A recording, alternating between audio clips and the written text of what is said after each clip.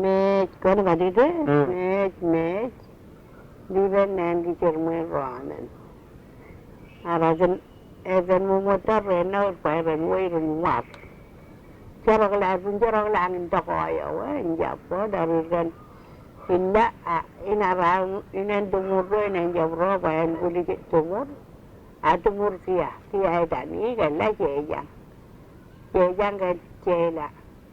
Jadi lalu wala jela jabro kantor penganu nu pun ada uye, jorokku dari kan ada rutor. Penganu nu kita lagi di purwarawar kan. Kicau jorokku cipelela orang tumur juga lalu pun reajer menua kan alias lah.